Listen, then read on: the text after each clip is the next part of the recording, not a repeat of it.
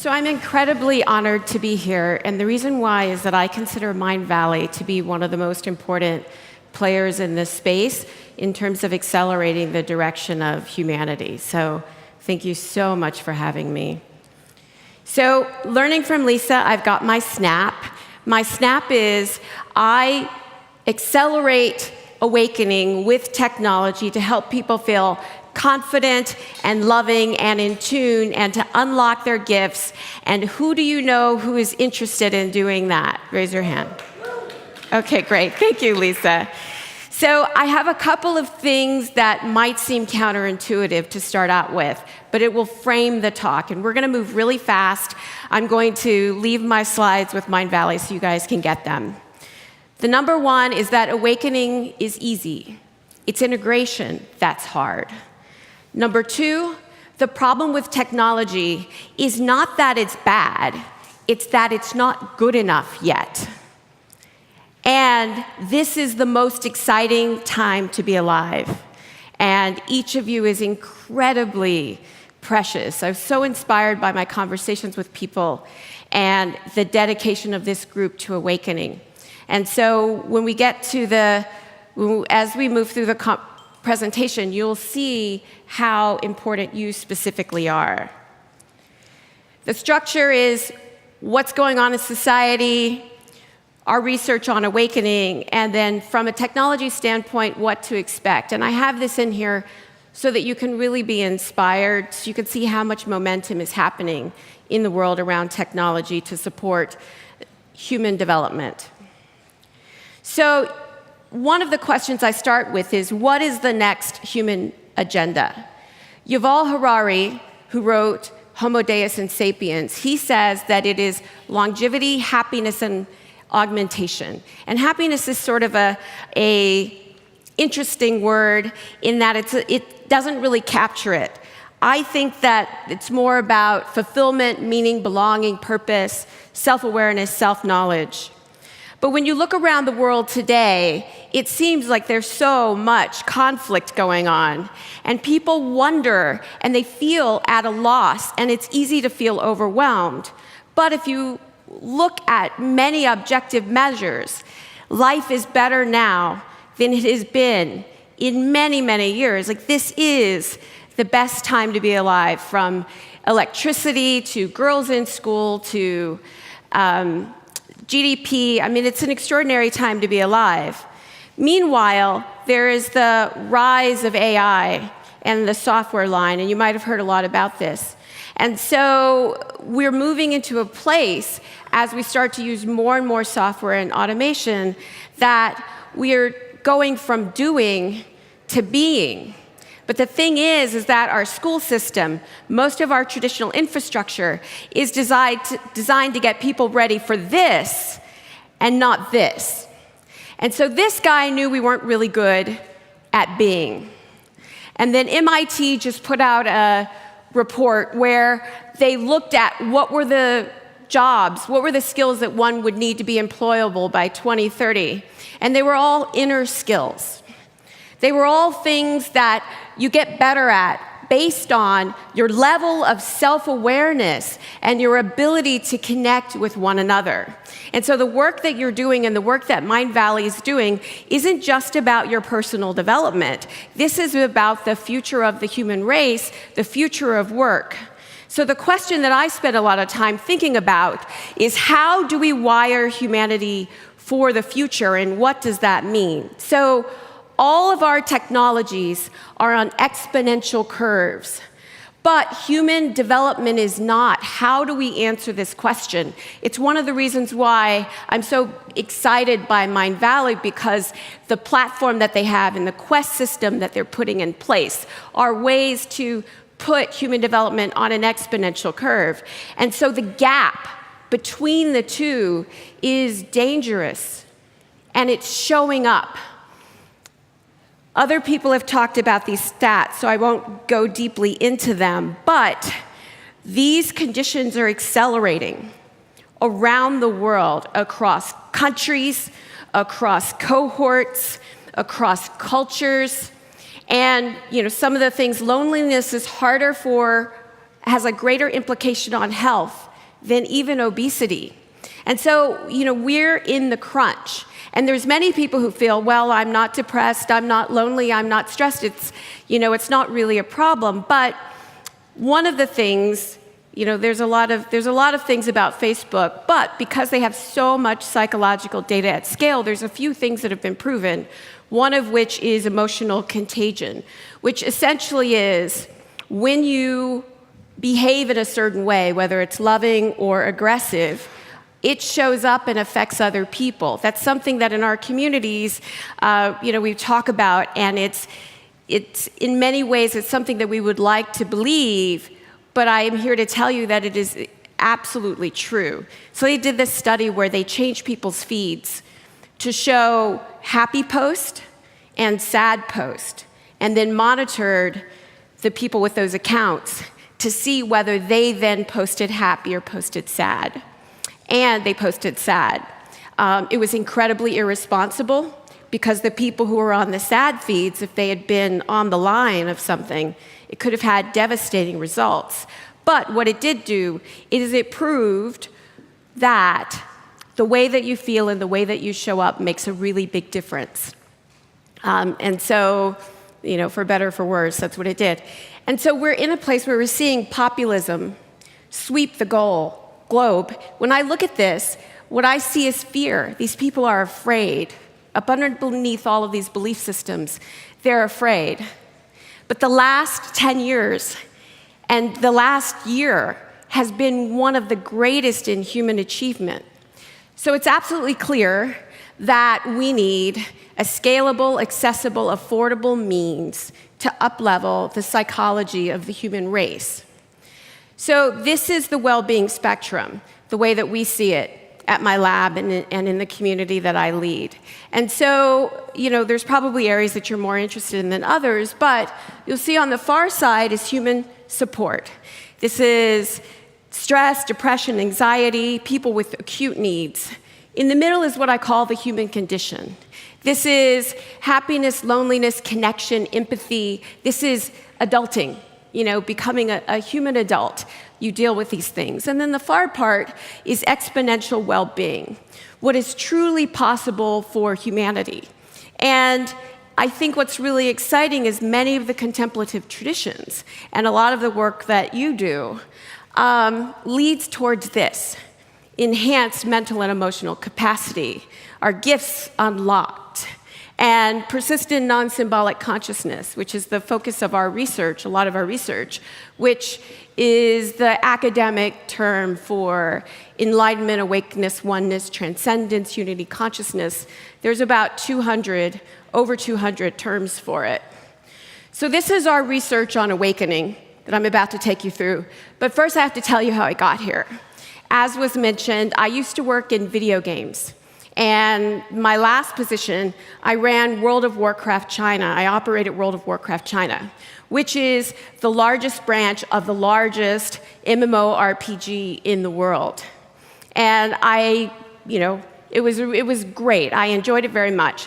Then I went on a meditation retreat, and I had an awakening. And for those of you who have had that experience, you kind of know, at the end of it, I could not go back to what I was doing. What I found for me personally was that in 10 days, I felt happier than I'd ever felt in my life, and I wasn't afraid.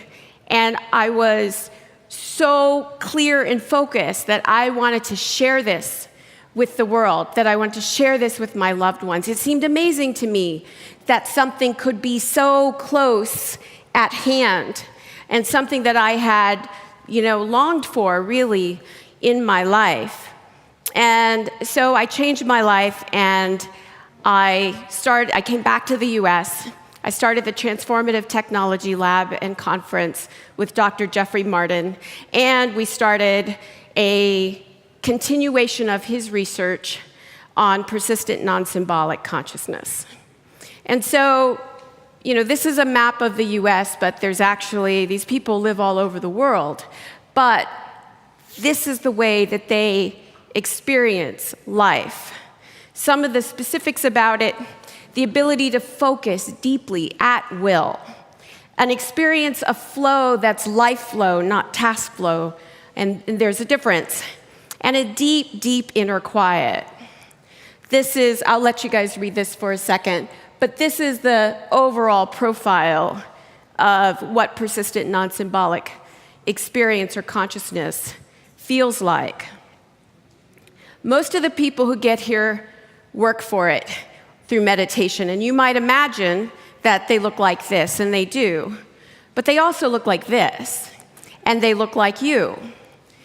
And so what many people also don't realize is that there was another part of Maslow's hierarchy. He studied self-transcendence. He just didn't publish on it widely. And this was the idea that after you've actualized, after you've transformed yourself in all these different ways, there's a place where you realize that the self that you've actualized, you don't need it anymore. And this gets into non-self and all of that. So just to give you a little bit of framework for the first study. So Jeffrey Martin, Dr. Jeffrey Martin, who is my partner, my business partner, he did his PhD on the psychological profile of awakening. He studied 1,200 people over 8 years, all traditions around the world, qualitative and quantitative assessments, some biodata. And what they discovered was that there are essentially 4 locations. This is not a progression path. This is not a lineage. It's not intended to be. It's simply a psychological profile. But the thing that I found so exciting about it is that 2 people in the same lineage who are in different locations, they have less in common than people from different traditions in the same location. So to make it simple, what this showed is it allowed you to compare the experience of a Carmelite nun and a Tibetan Buddhist monk in how they were experiencing reality in terms of emotion, cognition, perception, and sense of self. So psychological measures. What it means is that awakening and enlightenment doesn't belong to any one tradition. It belongs to all of us. And that's really exciting. So this is, I'm going to let you read through a couple of locations really fast. This is location 1. Fundamental sense of okayness kicks in. I'll provide all of this to you guys, so I know I'm going fast. Not really triggered anymore. You trust in how things are. Location 2, it's the beginning of non-duality. Self-thoughts continue to fade. You start to feel like there is a correct way to do things. It's a knowingness. It's the knowingness that people talk about. Location 3, there's one emotion that remains that feels like a combination between love, compassion, joy, and it's subtly dual. And then the last one is location 4, and this is, no thoughts of self. And I have a ton more data, but I'm not going to take you through it. Instead, I'm going to show you the second study we did. So that first study only showed people who were already in the state. What we needed to know in order to find a way to hack it was we needed to find people who were not in the state and push them into the state. So we developed a program where the purpose was to see if we could create that trigger. And this is an overview of it. For millennia, mankind has asked the question, who am I? In pursuit of an eternal truth. Across all cultures, all traditions, and all philosophies. With dedicated practice and commitment, these explorers of the inner world would spend a lifetime just to catch a glimpse of an answer to this question. And those who caught more than just a glimpse found something indescribable. Something beyond the limitations of the self. An awakening into a persistent state of inner peace and well-being. A state of flow, joy, and ease. Yet there are no guarantees for the adventurous.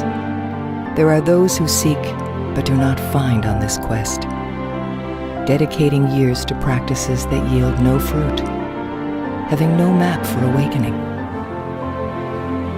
But in 2006, a group of scientists set out to research the phenomenon of awakening. Traveling across 6 continents and studying various lineages, they cataloged over 1,000 methods. And over the course of 10 years and 9 trials, they isolated 26 as the most effective. A millennia of wisdom, distilled into 26 practices, combined with the best methods that Western psychology has discovered for lasting happiness and well-being. The Finder's Course Protocol is the first roadmap to awakening, integrating ancient wisdom with modern science to safely, quickly, and reliably bring about transformation. Built using gold standard psychological measurements and the latest biometric technologies, the subjective experience of awakening has finally been made objective. And most importantly, the protocol works.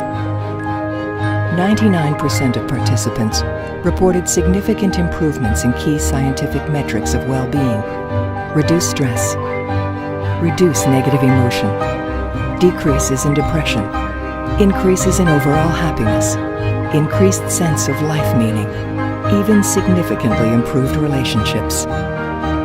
And for the majority, 73% of participants experienced what can only be described as an awakening, a shift into a persistent state of inner peace and lasting well-being. Now, for the first time in history, those who seek can truly find. So the purpose of this was in order to get the data and to do the data capture. We recently did our stats where we divided it by location so we can see where we tend to drop people out in. This is on 421 people. It turns out after people have an awakening, they're less interested in doing 4.5 to 6 hours of measures. It's kind of funny. So this is off of that group, what it looks like. And so the most important thing that we learned is that fit is absolutely important. Awakening is easy provided that you have the right fit. And so the takeaways that I would leave you with is this. So fit matters a lot. Try something for 7 days. If on the 8th day it's not working, move on. If you're doing something and you loved it and it doesn't seem to be working, it's not, move on. And that fit is essential for transformation. What we're doing now is, over the last year, we just completed it, we've started taking bio data while people are going through the protocol. So that's heart rate variability, galvanic skin response, and EEG. And what we're looking for is the biosignal of awakening. Because the goal, the true goal, would be to develop a simple assessment that people can go through, and then we can immediately direct them to the right type of meditation. Right now, we send people through the gauntlet and see what sticks. But the thing that I think is the most stunning about this work that we've done is that there is a belief that awakening is difficult, and almost everything is designed to, a lot of the things that you've heard talks about awakening as difficult. But we think it's a lot like the 4-minute mile. And it's, again, why I love Mind Valley. But we think it's a lot like the 4-minute mile because before Roger Bannister broke the 4-minute mile, everyone thought it was impossible. And we think the same thing with awakening. So awakening is easy with proper fit, and it's the integration that's hard. So what my dream is that my dream is that awakening becomes a basic skill, that it's a basic skill. And then we can spend all of the challenge and the effort and the things that we work on towards solving the problems facing mankind, for really helping someone develop the skill set to uncover their gift and then work with it. Like, I want humanity to have some new problems and, to get past the unnecessary human suffering. So then the second part, which will be really fast, is the problem with technology is not that it's bad, it's that it's not good enough. What's exciting is that we've entered the age of the brain and the mind. The amount of research that's going into neuroscience and the amount of money that's going into neuroscience, plus what we're now able to pick up off of the massive psychological and behavioral psychological data sets, it's feeding and fueling one another, and we're having greater insights into what it means to be human than ever before. And so with many people, it's like, what are you willing to do to have more blue and less gray? And people are doing it. These are all of the other markets that, the effort, transformative technology, or the desire for change is hidden inside of these markets.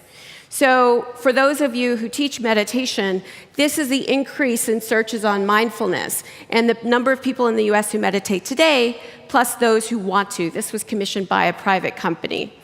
So there's a natural progression for technology where we start off with productivity and efficiency, but then we start to ask, what else can it do for us? This is the question of the day. And so this is what transformative technology is. And it's based on the idea that if technology is a thing that takes what is scarce and makes it abundant, then we should have that for mental health, emotional well-being, and human psychological thriving. We need to have things that are accessible, affordable, and scalable. And so this is what transformative technology does. At my lab, we do basic research, some of which you've seen. We create community, so we have a conference that we do that brings together engineers and neuroscientists and practitioners and healers, all kinds of people. And now this year, big HR and Focus Capital showed up. And our entrepreneurs are creating products that do these three things. And the idea is that you would approach things in a new way. For what we've seen in the research is that different things work for different people. And so I fully expect that people will have a full set of tools, and I think this is what we should be going for. Trans-tech is pushed, like everything else, by the exponentials. So artificial intelligence and machine learning and many of the things that Vishen has spoken about in the past. So this is driving it, and it's moving so fast. And other things that are happening, what's really exciting is for the first time, corporate HR and the big private healthcare systems are absolutely invested in preventative health because they're trying to keep the healthcare costs down. So they're interested in bringing in yoga and meditation and many of the types of things that you guys do. And consumer demand, you've seen how it's driving it, and then just general technical progress. So I track these 11 areas of technology. This is what we look at. And on a market map, it looks kind of like this. So I'll get this to you, so don't try to read it. But what it represents is taking out the big anomalies like Facebook and some other people, because even though they're doing a lot of things, they're also innovating in chatbots, and you'll see how that fits in. But this represents $1.6 billion in life to date venture investment. So it means that it's moving very, very quickly. And so the way you should think about transformative technology is that it's a new use case. It's a design intention. It's a pivot of current and emerging technology towards the inner development of mankind so that we can have wellness and well-being. And so I just want to show you a few cool things that I really like. So one is emotion recognition and pattern recognition. And so this are, whether it's with voice or face or this group empath, what they do is they have this in the meeting room, and so the group emotional state shows up on the walls. I mean, you may or may not need it, but it's kind of interesting because human beings do so well with feedback. When we find out that something's going on, we're able to fix it. It's why food journals work and other things. And then on the behavior recognition, Ginger.io uses life data to help people who are dealing with depression. If they're about to go into an episode, it can notify them, hey, are you doing okay? If they've started waking up earlier or going to sleep. This is done with permission, by the way, because if you have depression, it's really important to you. It means a lot to you to get past it. Many people don't know Alexa one of the top requests, or in the top third, beginning in about March this year, was Alexa, help me relax. So for those of you who are coaches or Mind Valley looking for new platforms, there's very little on here to do this. But you're seeing depression bots and inspiration bots and people using technology to support their emotional state. We can make great products for this. In addition, there's mood management, behavior change, focus through pills and electrical current stimulation, and Focus at Will is music that you can listen to. I use this product every single day. Then there's wearables. With Trip, you'll be able to download a VR program where you can choose calm or compassion and have an experience that's just about stimulating that feeling in you. It's just extraordinary what's happening. And like one of the people that many people don't know about is this company called Will.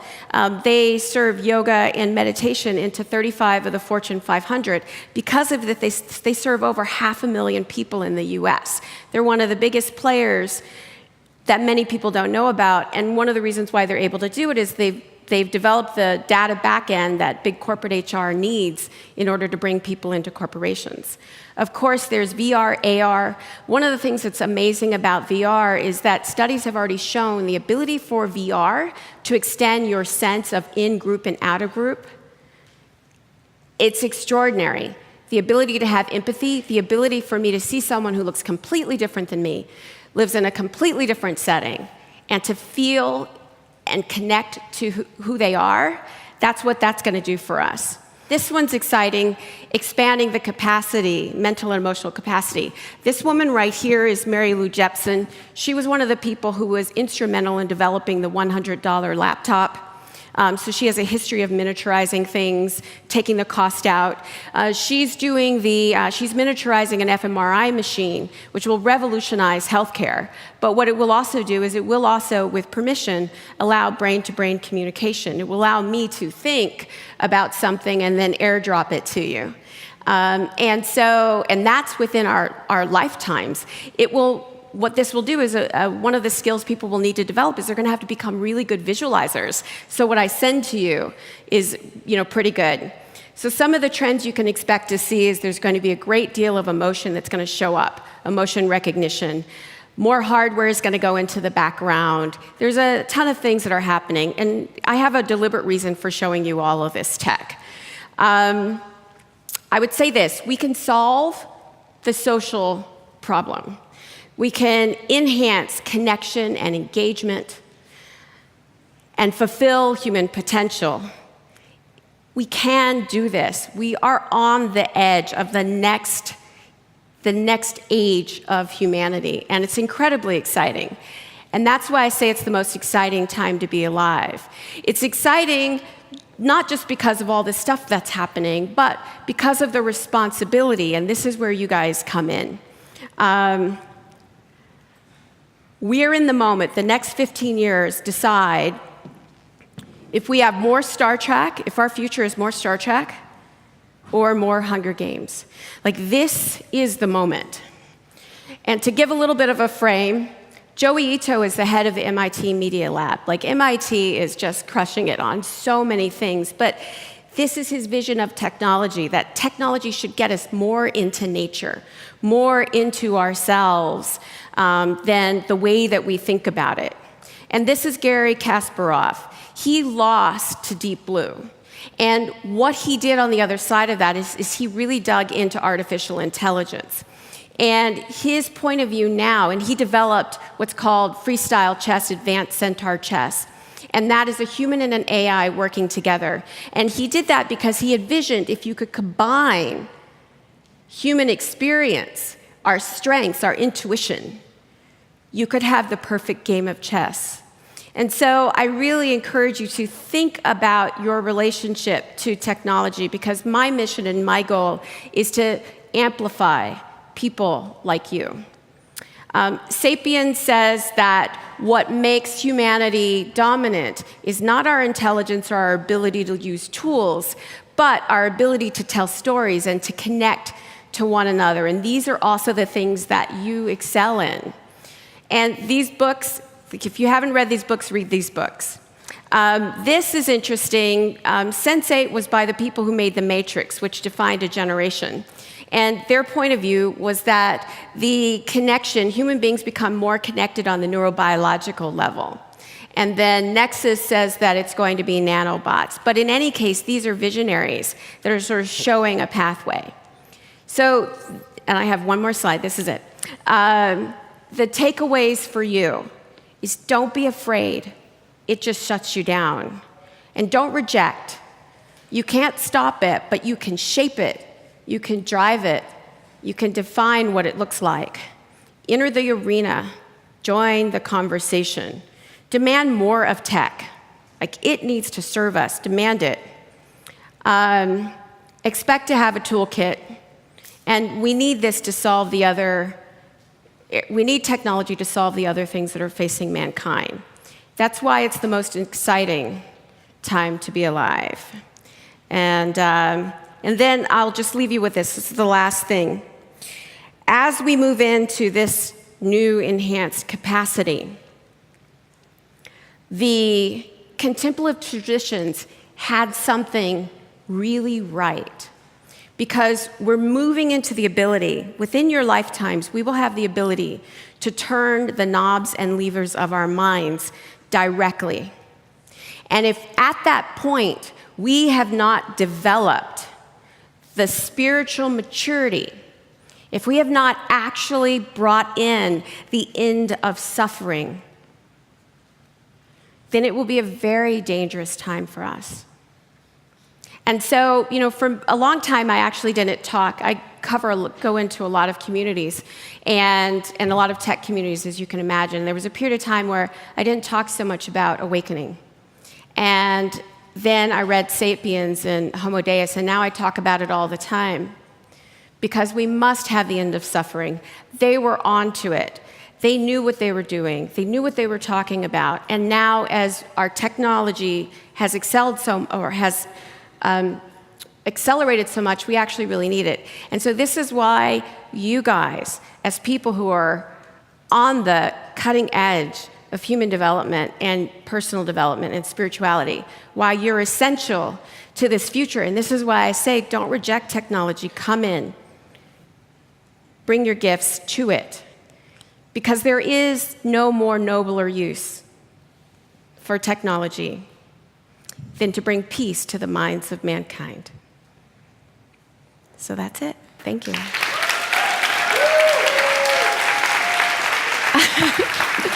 Oh.